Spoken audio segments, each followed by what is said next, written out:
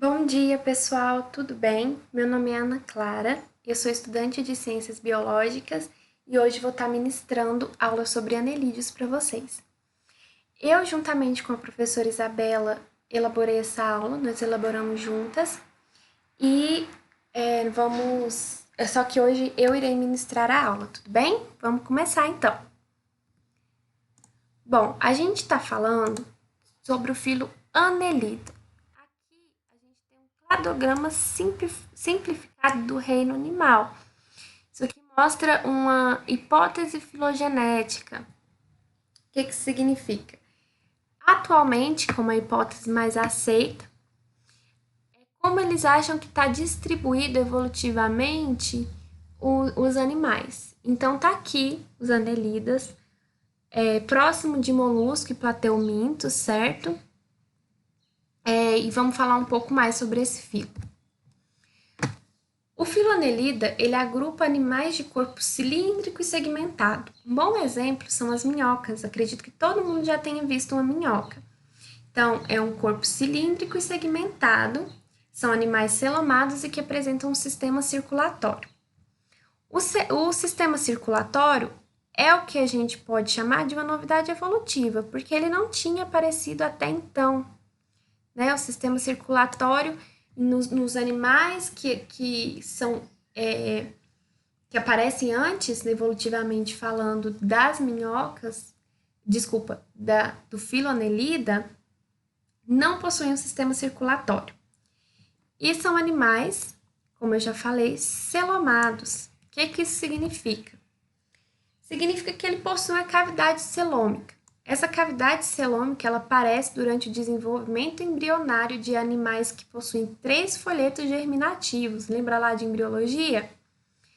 Então, essa cavidade celomática ela tem como função dar espaço, abrir espaço para que as vísceras se desenvolvam, ou seja, os órgãos se desenvolvam. Mas essa cavidade não é uma cavidade oca. Dentro dela corre o líquido celomático, tudo bem? Bom, o filo Annelida, ele é muito importante, tanto biologicamente falando, quanto, ou seja, importância ecológica, né? Tem importância ecológica, tem importância médica, como, por exemplo, a importância ecológica é a reciclagem de matéria orgânica, que é realizado pelas minhocas. Já a importância médica, os médicos utilizam as sanguessugas, que fazem parte do filo Annelida, a gente vai falar sobre tudo isso mais aprofundado. Eles utilizam para diminuir a pressão sanguínea de algumas pessoas. Também utilizam a sanguessuga na regeneração de enxertos e no reimplante de dedos e outros apêndices. A gente tem também os poliquetos, que apresentam uma importância ecológica na cadeia alimentar marinha. São animais que, quando não estão presentes, causam um grande impacto na cadeia alimentar, influenciando nos outros animais. Bom, Annelida significa corpo com pequenos anéis. E ele é representado por animais, como eu já falei anteriormente, como as minhocas, alguns vermes marinhos e sanguessuga. Tem uma diversidade muito grande, principalmente em tamanho, sendo que alguns animais podem ter apenas alguns milímetros, ou seja, bem pequenininho, enquanto outros chegam até 3 metros de comprimento. E atualmente nós temos descritos 12.000 espécies, ok? Como eu já falei, Annelida significa corpo com pequenos anéis, e esses são os representantes: a minhoca, a sanguessuga. Esses dois, Nereis e Turbex, são os poliquetas ou vermes marinhos, e a gente tem aqui também esse minhocossu, que é uma minhoca. Bom, com uma diversidade tão grande, é normal também que haja uma maior diversidade alimentar, de hábitos alimentares. Então, a gente tem aqui filtração de suspensões. Essa filtração de suspensões é filtração da água mesmo, se alimentar através de filtração. Vocês já devem ter visto outros animais que fazem isso, como moluscos, esponjas do mar, que são os poríferos. Ingestão de depósitos de matéria orgânica, ou seja, se alimentar de matéria orgânica. O exemplo que a gente tem é a minhoca, que faz isso. E dentritivoria. O que é a dentritivoria?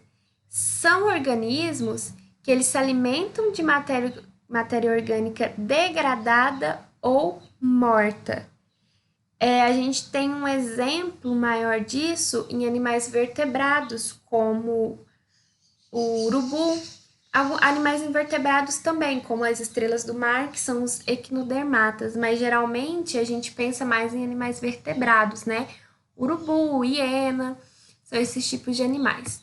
A herbivoria, que é se alimentar de plantas, e carnivoria, que é a predação, né? Se alimentar de animais, de outros animais.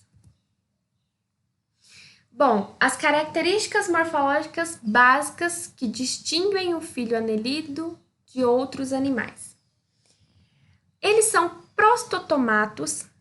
O que isso significa? Significa que lá, durante o desenvolvimento embrionário, esses animais têm a boca desenvolvida antes do ânus, que é uma coisa que não tinha até então, né?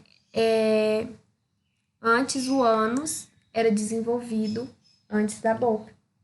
São animais eucelomados, que significa que eles têm um celoma completamente revestido. E são animais metamerizados. São animais que têm uma segmentação não especializada, certo? Ou seja, são animais que o corpo é dividido em segmentos. Tem vários segmentos diferentes. E esses segmentos, eles são separados por uma série de septos. Então, aqui a gente tem um segmento. Vou pintar aqui bonitinho para vocês. Esse é um segmento. E cada segmento desse é separado por um septo. E esse septo, como a gente está vendo aqui, certo? Cada segmento separado por um septo. Ele proporciona o controle regional do esqueleto hidrostático. Então, ele tem um esqueleto que não é o esqueleto que a gente conhece, igual dos seres humanos, iguais de animais invertebrados. É um esqueleto hidrostático. Hidro vem de água, então é um esqueleto que toda a estrutura do corpo é mantido pelos líquidos do corpo, inclusive o líquido celomático. O corpo dos anelídeos ele pode ser dividido em 3 regiões: prostômio, tronco, pigídio. O prostômio é uma região onde está localizado cérebros e órgãos do sentido. Órgãos do sentido. Não sei se vocês entendem órgãos do sentido, mas seria pra gente, para os seres humanos, por exemplo, visão, paladar, olfato. Para os anelídeos, não é tão desenvolvido assim. Mas eles ainda têm alguns órgãos dos sentidos, ok? Tronco, onde está a maioria dos sistemas, sistema circulatório, sistema excretor, as gônadas, que são a parte sexual, e alguns apêndices, que a gente vai falar mais pra frente. O pigídio é a extremidade posterior do corpo, que inclui o ânus. Então, aqui a gente tem o prostômio, que aqui nessa figura é dividido em prostômio e peristômio. O prostômio seria mais a parte da frente, né, onde tem a boca. A gente tem um tronco, que como a gente já falou anteriormente, é segmentado, possui vários segmentos. E aqui a gente tem o pigídio, que inclui o ânus, tudo bem? E esses aqui, ó, são os apêndices que tem no tronco, que é como se fossem os pezinhos do animal. Os anelídeos, eles podem ser divididos em 3 principais classes. Então, a gente tem o filonelida, que engloba essas 3 principais classes. Apesar de haver outras 2, a gente vai falar sobre essas 3, porque são as que têm maior importância, são as que caem nas provas e tal. Então, são elas: os oligoquetas, os poliquetas e os irudíneos. Aqui tá todos os representantes dos anelídeos, tá vendo? São representados todos eles. E aqui os que a gente vai falar hoje: os poligoquetas, oligoquetas e irudínea. Bom, vamos começar falando sobre oligoqueta. Oligoqueta vem do grego e significa poucas. Quetas vem também do grego, significa cerdas. Então, logo, oligoquetas significa poucas cerdas. São animais que realmente possuem pouquíssimas cerdas. Para que servem essas cerdas, professora? A cerda serve para ajudar o animal a se locomover. Só que a gente vai ver que a locomoção dos oligoquetas não se dá somente através das cerdas e por isso ele não precisa tanto assim. É alguma coisa que auxilia sim, mas que ele consegue se movimentar sempre. Os oligoquetas, que também são conhecidos popularmente como minhocas, são animais que vão viver em ambiente de água doce ou ambiente terrestre úmido, ok? A gente sabe que quando a gente vê alguma minhoca, assim, geralmente o ambiente é bem úmido mesmo, então pode ter certeza. Os oligoquetas, eles variam de poucos milímetros até 30 centímetros. E atualmente existe um total de 3.500 espécies descritas aproximadamente. São animais cosmopolitas, que significa que são encontradas no mundo inteiro, vivem em água doce, ambiente terrestre e algumas poucas em ambientes marinhos. Elas são numerosas em solos que são ricos em matéria orgânicas e úmidos. Elas precisam da umidade para sobreviver e ricas em matéria orgânica porque são a matéria que elas se alimentam. Por isso o local precisa ser rico em matéria orgânica e úmido para garantir a sobrevivência desses animais. As minhocas têm o corpo revestido por um muco que reduz o atrito durante a locomoção. Então, ela vive ali na terra e tem muita coisa ali que poderia machucar o corpo dela. E esse muco auxilia com que durante a locomoção não tenha tanto atrito assim com o corpo dela. Eles são animais escavadores, ou seja, vive escavado mesmo na terra, enterrado ali na terra. E se alimentam, como eu já falei, de matéria orgânica, tanto vegetal quanto animal, e algumas vezes se alimentam de fungos também. Depende da espécie. Elas se movimentam,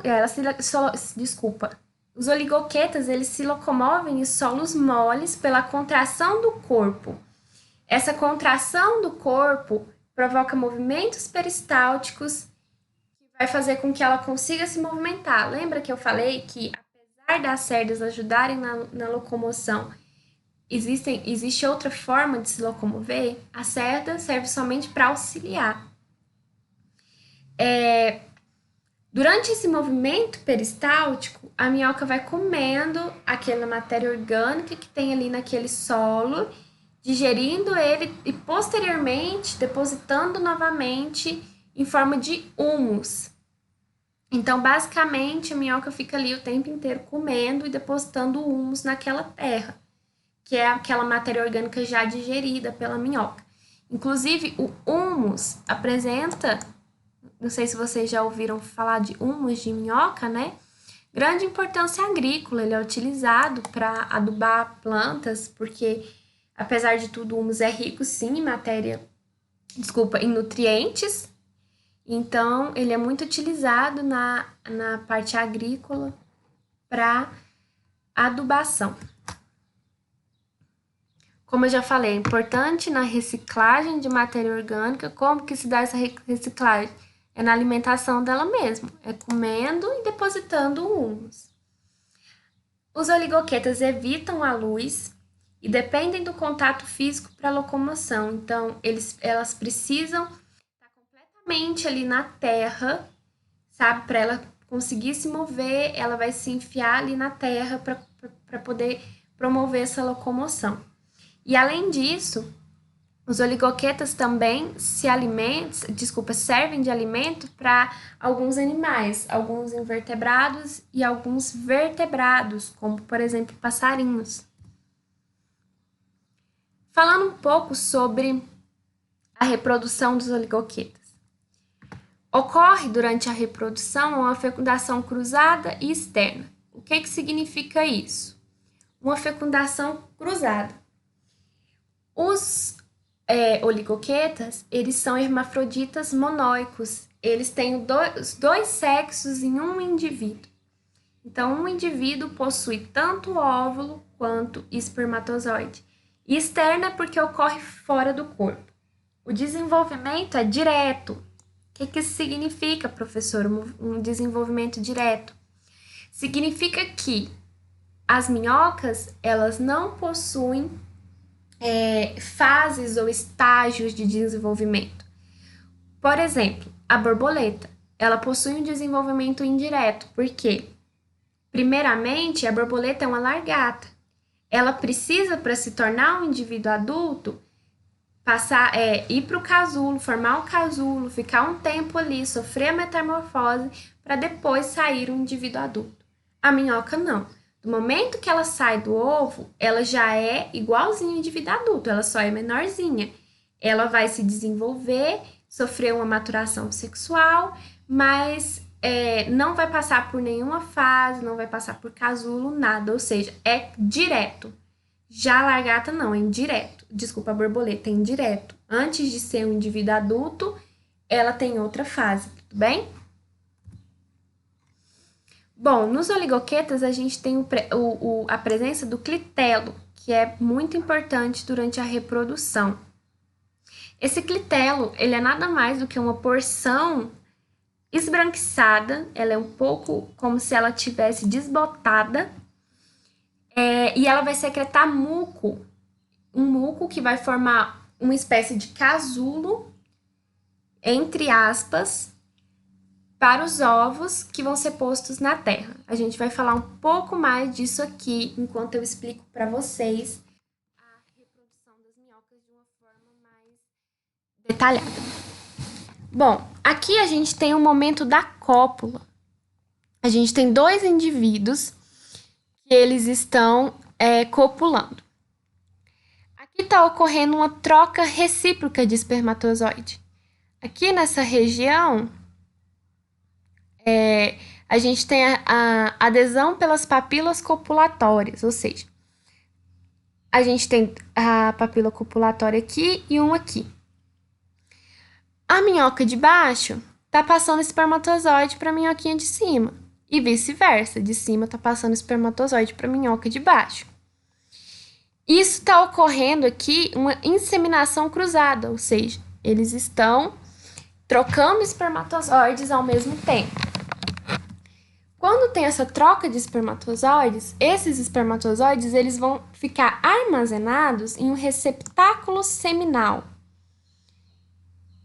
Aqui está receptáculo seminal inseminado porque já tem espermatozoide aqui.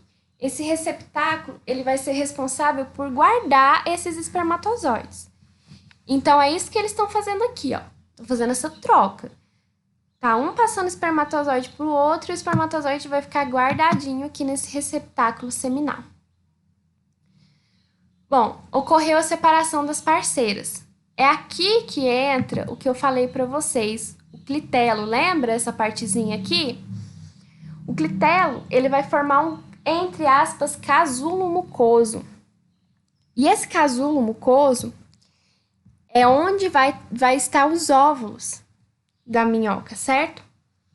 Vai ter, esses óvulos vão ficar presentes aqui nesse casulo.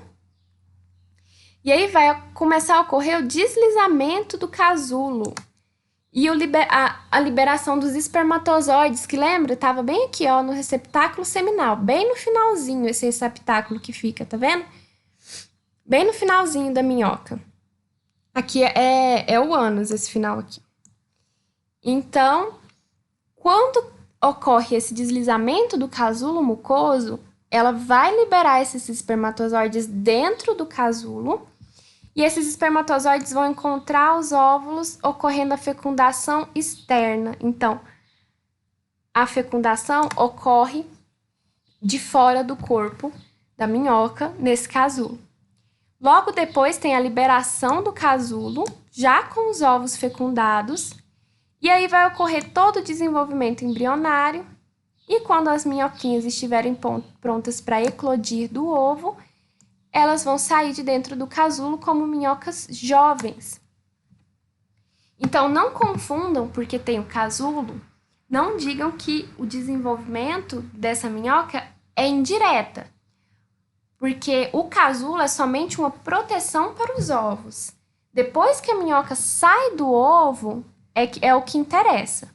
Se ela já sai do ovo uma minhoca jovem, sem passar por nenhuma outra fase, é um desenvolvimento direto, tudo bem? Bom, agora vamos falar um pouco das poliquetas. Polis vem do grego e significa muitas, e quetas, como a gente já falou, significa cerdas. Então, poliquetas, muitas cerdas. As cerdas ainda têm a mesma função que tinham nos oligoquetas, que é auxiliar na locomoção. E essas vão estar presas aos parapódios, que são os, entre aspas, pezinhos dos poliquetas. Esses parapódios são chamados de pequenas expansões laterais organizadas aos pares em cada metâmero. Então, cada segmentinho desse aqui tem um par, tá vendo? Um par de parapódios. E nesses parapódios é que estão localizadas as cerdas.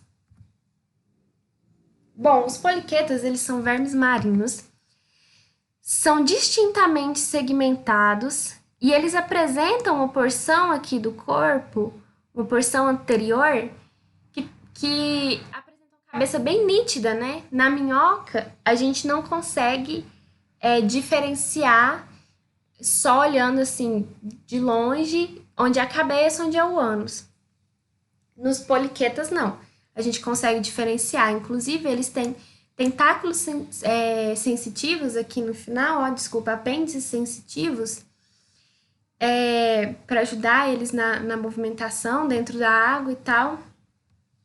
E também eles têm muitas cerdas mesmo, ok? Bom, o tamanho dos poliquetas varia de poucos centímetros até 3 metros de comprimento. Então, no geral, os poliquetas são maiores, são animais maiores que oligoquetas. Olha aqui, 10.000 espécies, sendo que os anelídeos a gente tem descrito 12.000 espécies. Então, desses 12.000, 10.000 são poliquetas. Muito, né, gente? Demais da conta. Então, é uma classe que tem uma grande diversidade de espécies. Bom, a maioria desses animais que são poliquetas possuem hábitos cavadores, assim como as minhocas, de viver enterrado ali no substrato mesmo. Porém, a gente encontra espécies que podem rastejar sobre um substrato, a gente encontra espécies que podem estar aderidas a um organismo, a gente encontra espécies que podem perfurar rochas e conchas e viver ali, e a gente também encontra espécies que podem nadar. Então, é uma grande variedade, apesar da maioria ser cavadora. Bom, ao contrário dos oligoquetas, os poliquetas possuem sexos separados, né? Então, cada animalzinho tem um sexo, tem o macho, tem a fêmea. Cada indivíduo tem um sexo.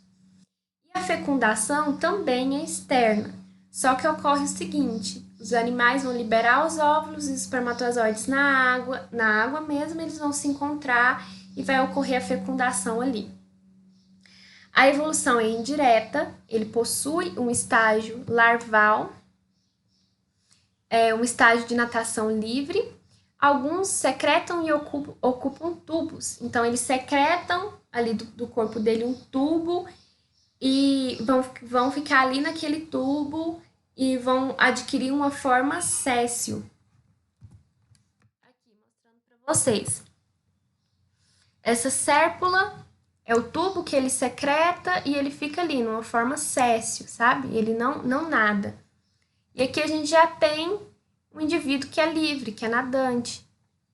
Aqui a gente tem algumas imagens dos poliquetas, são animais que particularmente eu acho bem bonitos, são animais coloridos e tudo. Bom, agora vamos falar um pouco sobre os hirudíneos. Hirudíneos são nada mais, nada menos do que as sanguessugas, ou seja, são vermes de água doce. Elas não possuem nem cerdas nem parapódios, então os oligoquetas, eles possuíam parapódios bem pequenininhos, com pouquinhas cerdas, quase que não dá para ver a olho nu. Os poliquetas possuem parapódios bem projetados, com bastante cerdas, e os hirudíneos já não possuem nem cerdas, nem parapódios. Eles são animais ducícolas ou terrestres, vivem em água doce ou em ambiente terrestre bastante úmido. E aqui está mostrando um pouco do jeito que ele se movimenta. Então, ele sempre projeta para frente e depois puxa a parte de trás do corpo. E aí ele repete esse movimento de fazer assim.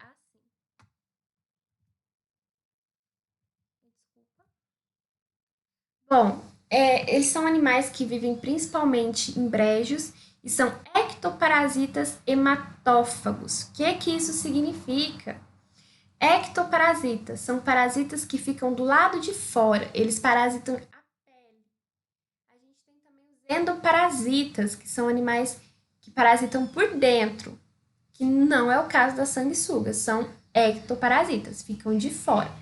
Hematófagos significa que eles se alimentam de sangue.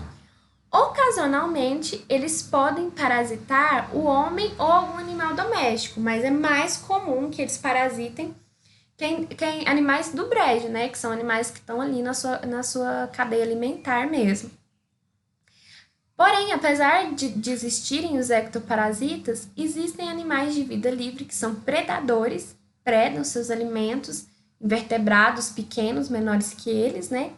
Também tem os saprofágicos, que significa que eles se alimentam de matéria orgânica, né? Que tem ali no fundo daquele brejo, daquela água. Bom, a maioria de hábito parasita, como eu já falei. E eles utilizam a ventosa anterior, ou seja, da parte da boca mesmo, para se fixar no corpo do hospedeiro e se alimentar. Esse hospedeiro, na maioria das vezes, é um vertebrado. Aqui mostrando, né, que bonitinha para vocês a sanguessuga se alimentando.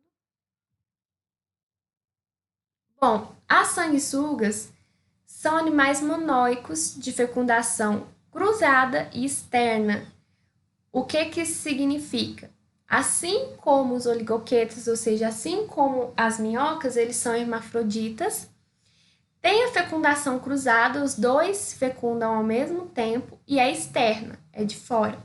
Só que diferente das minhocas, o desenvolvimento dele é indireto. Ele passa por um estágio de larva, um estágio larval, antes de se tornar um indivíduo adulto. Eles secretam pela ventosa anterior, ou seja, a ventosa que eles se alimentam, a proteína hirudina. É uma proteína muito importante que é estudada hoje na medicina. Na verdade, a sanguessuga, como eu já falei anteriormente, ela é muito usada na medicina. E essa hirudina, essa proteína, é o que dá o nome ao filo. Por isso que é importante falar sobre ela. Ela é uma proteína que ela é anticoagulante, ou seja, ela ajuda a diluir coágulos no sangue. Por isso que ela é utilizada para fabricação de medicamentos. Ela também, a sanguessuga também é utilizada diretamente, sabe? Eles colocam, eu coloquei uma foto aqui, eu vou passar para vocês. Eles colocam diretamente na pele das pessoas para fazer alguns tratamentos médicos, para ajudar a diminuir a pressão sanguínea,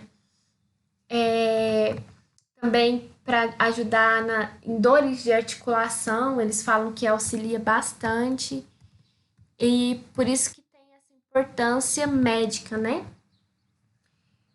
Falando agora um pouco mais, né, sobre as características dos animais, eles têm uma ventosa anterior e posterior, sendo a anterior a qual ele se alimenta. Tem como eu já falei, ausência de, aqui era para ser cerdas, desculpas, ou parapódios, e o celoma dele é menor. Ele tem um celoma reduzido, com menos espaço. E ele também não tem septos seriados como os oligoquetas.